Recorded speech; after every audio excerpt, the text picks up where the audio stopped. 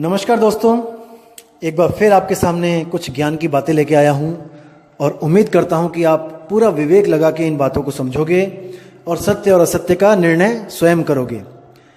तो दोस्तों, सबसे पहले मैं आपको बताना चाहूँगा कि कुछ लोग आजकल भोली जनता को मूर्ख बनाने में लगे हैं और तरह तरह के शब्द खोज के लाते हैं जो आपने पहले कभी सोचे भी नहीं, कभी सुने भी नहीं, ताकि वो आपका ध्यान आकर्षित कर सकें और खुद को आपसे कुछ ऊंचा दिखा सके लेवल में, कि देखो मैं जो बता रहा हूँ वो आज तक किसी ने नहीं सुना, किसी ने नहीं कहा।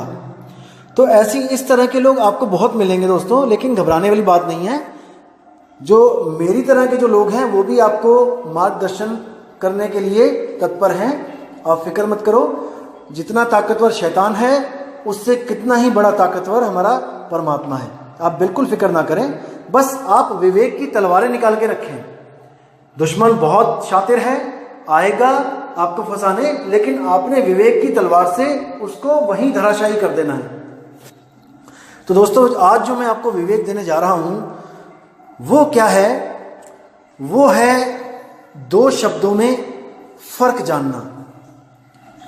जैसे निर्विचार और विचार। अब इन दोनों में क्या फर्क है? विचार जो है वो आते हैं जाते हैं, और जो निर्विचार है वो मतलब कि कोई विचार का ना आना। तो दोस्तों, जितना खतरनाक विचार का आना है उतना ही खतरनाक विचार का ना आना भी है। कैसे?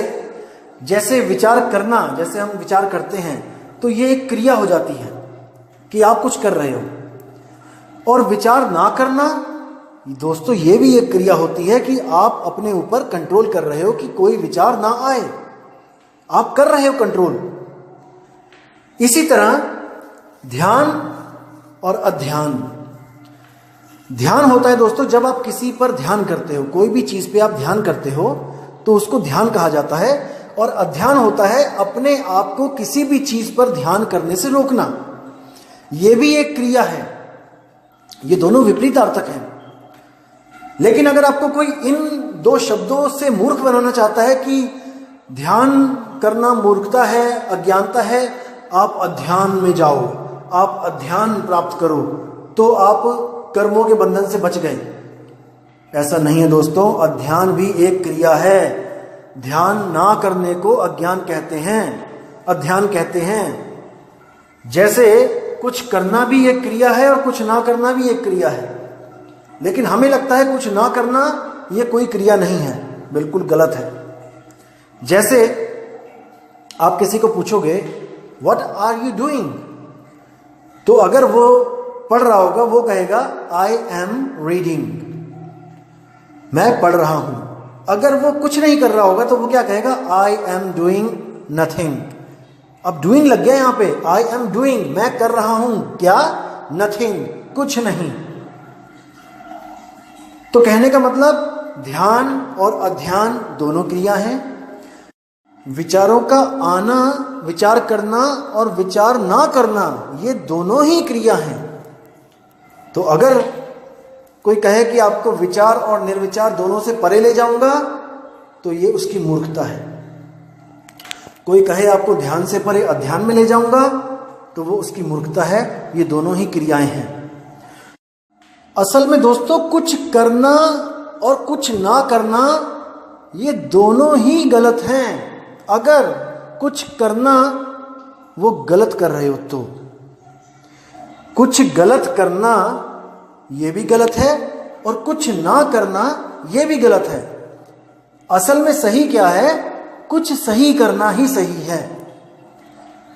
आप लोग को यह बताया जाएगा कई स्वयंभू आत्मज्ञानियों द्वारा कि कुछ करना ही तो बंधन है, कुछ करना ही तो बंधन है, कुछ नहीं करना है।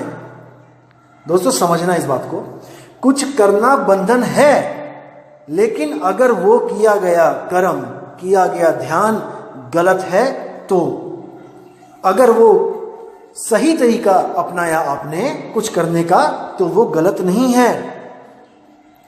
फिर से सुनना है दोस्तों, कुछ करना भी गलत है अगर वो गलत ही किया जाए तो, और कुछ ना करना उससे भी ज्यादा गलत है, क्योंकि कुछ नहीं करोगे तो जहां पे हो वहीं रह जाओगे, आपकी उन्नति कैसे होगी।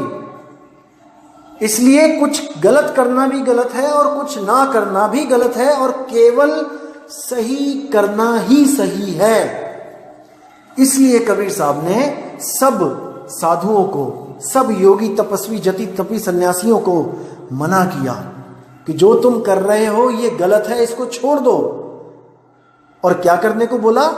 सहज योग, सहज समाधि जो सहज ही प्राप्त होती है, उसमें आपको कुछ करना नहीं होता है, इसमें आपको अपने ज्ञान में रहना होता है कि आखिर मैं क्या हूं। जैसे आपने हाथ में मिट्टी पकड़ रखी है, आपने हाथ में मिट्टी पकड़ रखी है और मिट्टी से आपको प्रेम हो गया है और मिट्टी आप छोड़ना नहीं चाहते हो, लेकिन जब आपको कोई ज्ञानी ज्ञान देता है कि ये मिट्टी है और तू इस मिट्टी से अलग है और एक दिन ये मिट्टी छूटेगी, और तू अगर अपने आप को नहीं जानता तो इस मिट्टी के लिए रोएगा, और अगर तू अपने आप को जानता है तो तत्काल ही इस मिट्टी को मुट्ठी से छोड़ देगा। दोस्तों, मिट्टी क्या है? ये शरीर है, और ये कौन पकड़ के बैठा है? ये जीवात्मा पकड़ के बैठी है। इसी मिट्टी के लिए ये रो रही है, सारी उम्र पैसा बचाती है, 100-100 रुपए करके, 500-500 रुपए करके लाखों का अकाउंट बनाती है, बैंक बैलेंस बनाती है, और डॉक्टर एक बार कहता है कि आपको कैंसर है और 20 लाख रुपए लगेंगे, 50 लाख रुपए लगेंगे, ये सारी कमाई एक पल में देने को तैयार हो जाती है इसी मिट्टी के लिए, इस शरीर के लिए। तो दोस्तों, ज्ञान क्या कहता है कबीर साहब का कि तुम शरीर नहीं हो, तुम मन नहीं हो, तुमने अपने आप को शरीर और मन समझ लिया है गलती से।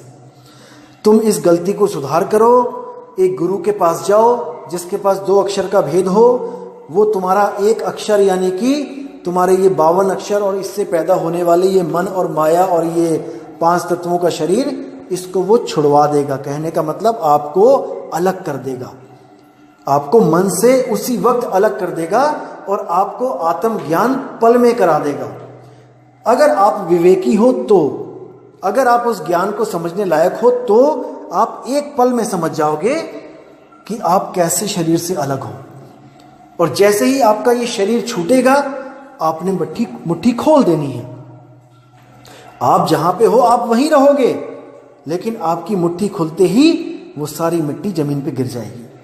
इसी तरह जब मौत आएगी तो आपका शरीर मिट्टी की तरह गिर जाएगा, लेकिन आप जहां पर हो आप वहीं रहोगे, ना कहीं गया ना आया, ना कहीं जाना ना कहीं आना, आपे में आप समाना। दोस्तों, ज्ञान गूढ़ा है, लेकिन आपको समझना पड़ेगा। किसी ब्रह्मलोक, सतलोक, अलखलोक, आगामी लोक में नहीं जाओगे आप स्वयं में स्थित हो जाओगे। आप जहां पे हो आप वहीं रहोगे, लेकिन आपका पिंड मन माया से छूट जाएगा। आपको दोस्तों मैं एक उदाहरण समझाता हूं। अगर इस उदाहरण को अच्छी तरह समझ लोगे तो आपके काफी कंसेप्ट क्लियर हो जाएंगे। जैसे आत्मा अडोल है, आत्मा चलती नहीं है, आत्मा कभी इधर से उधर नहीं जाती, वो सब भी क्लियर हो जाएंगे, सारे कंसेप्ट जितने भी हैं। तो क्या उदाहरण दे रहा हूं मैं आपको, अच्छी तरह समझना है। जैसे आप छत पे खड़े हैं और आप पतंग उड़ा रहे हैं। अब आपके पास 2 चीजें हैं, एक तो है डोर और एक है पतंग। दोस्तों, आप पतंग को आसमान में चढ़ा रहे हो, खूब ऊंची चढ़ा दी आपने। अब वो पतंग आसमान में कभी इधर से उधर जा रही है, कभी उधर से इधर जा रही है। किसके सहारे?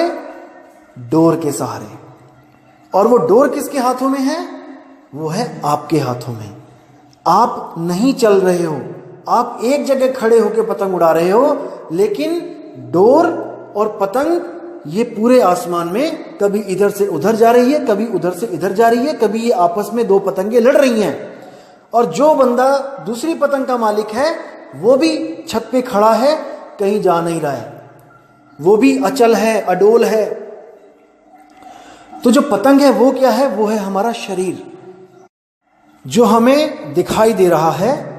कोई काली पतंग है, कोई पीली पतंग है, कोई हरी पतंग है। इसी तरह कोई बड़ा शरीर है, कोई छोटा शरीर है, कोई काला शरीर है, कोई गोरा शरीर है। और डोर क्या है? ये है मन। अब ये डोर के भी दो रूप हैं। एक जो आपके हाथों में है, जो आपको दिख रही है, और यही डोर आगे जाती जाती जाती जाती जाती खुली आंखों से नहीं दिखती है। जब पतंग बहुत ऊंची चली जाती है तो डोर नहीं दिखाई देती, लेकिन पतंग दिख रही होती है। अब ये डोर के दो रूप हैं। एक जो दूर वाली डोर देख रहे हैं, जिनको वो डोर नहीं दिखाई दे रही, वो कहते हैं कि हमें केवल शरीर दिख सकता है, मन नहीं दिख सकता। ध्यान देना दोस्तों, जो डोर पतंग के बिल्कुल पास है, जो बहुत दूर जा चुकी है, वो आपको नहीं दिखाई देगी। तो वो लोग सोचते हैं कि डोर नहीं दिख रही है, यानी कि मन को कोई नहीं देख सकता। लेकिन जो लोग ध्यान से देखते हैं कि पतंग के साथ धीरे धीरे धीरे पास आते जाते हैं, और वहां पर उनको डोर सच में दिखाई देने लग जाती है, और आती आती वो अपने हाथों में आ जाती है। वो लोग कौन है जो डोर को देख सकते हैं? जो इस मन को देख लेते हैं, ध्यान लगा के, तपस्या करके, कंसंट्रेशन करके, वो ध्यान से देख लेते हैं कि मन का भी कोई स्वरूप है, जो ज्योति स्वरूप है। इसीलिए कबीर साहब ने बोला है, ज्योति स्वरूपी हाकिमा जिन अमल पसारा, अमल मिटाऊं तासु का, पठाऊं भव पारा। कहे कबीर अमर कर राखूं, जो निज होए हमारा। तो मन क्लियर हो गया और तन क्लियर हो गया। अब जो अडोल आत्मा है वो क्या है? वो है आप। आप एक ही जगह पे खड़े हो, आपके द्वारा ही मन भाग रहा है, और आपके द्वारा ही पतंग भाग रही है, तन भाग रहा है। लेकिन आप इतना उलझ गए हो, आपने इतना ज्यादा ध्यान लगा दिया उसमें कि घर में पिताजी आवाजें मार रहे हैं, अरे आजा नीचे, छत से आजा, खाना खा ले, पानी पी ले। लेकिन आपने सारा ध्यान उस डोर और पतंग में लगा रखा है। अपनी हस्ती को तुम भूल गए हो। पतंगों की डोर लड़ा रहे हो, पतंगे में आपस में लड़ रही हैं, किसी की कट जाती है, वो उठा के एक नई पतंग चढ़ा देता है आसमान पे।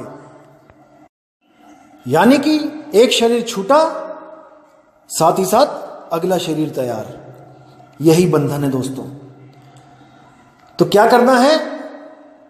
अगर पतंग कट जाती है तब भी पीछा नहीं छूटता, क्योंकि डोर है आपके पास। डोर होगी तो बच्चे फिर जिद करेंगे कि नहीं, नई पतंग लेके आनी है।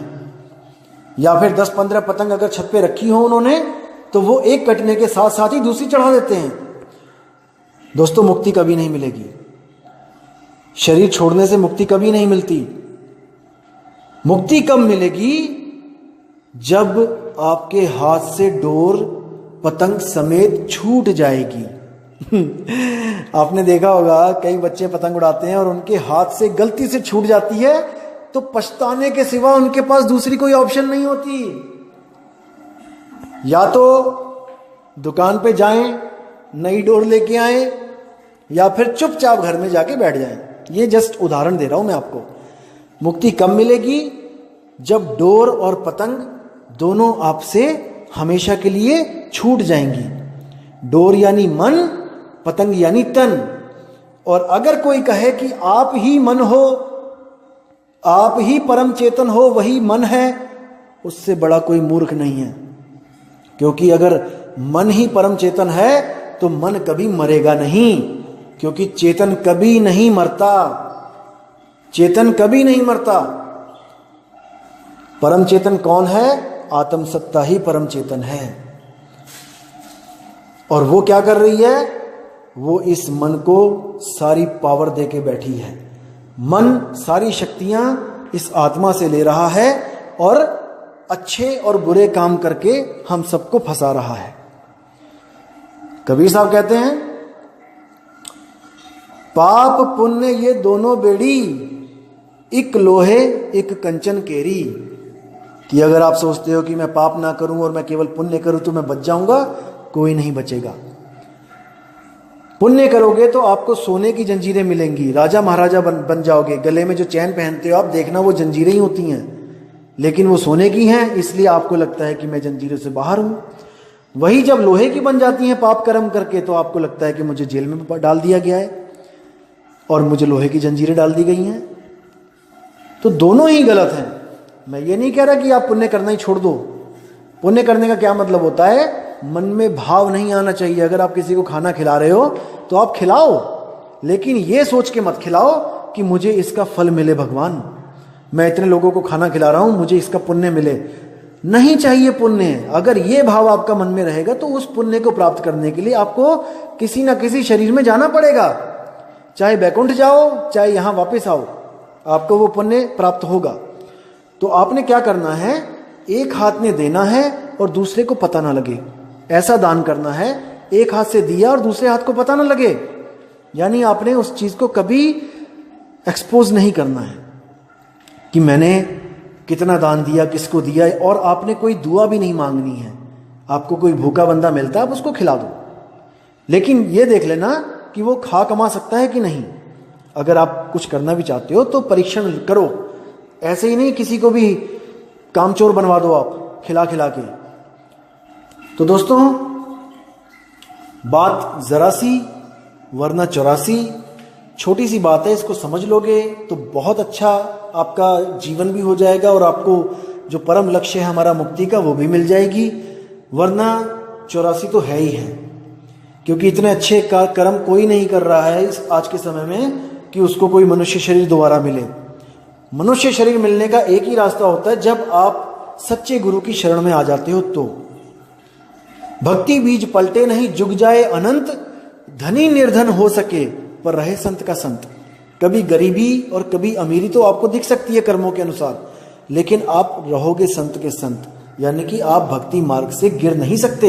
ये गारंटेड है दोस्तों, क्योंकि भक्ति मार्ग बहुत ऊंचा मार्ग है।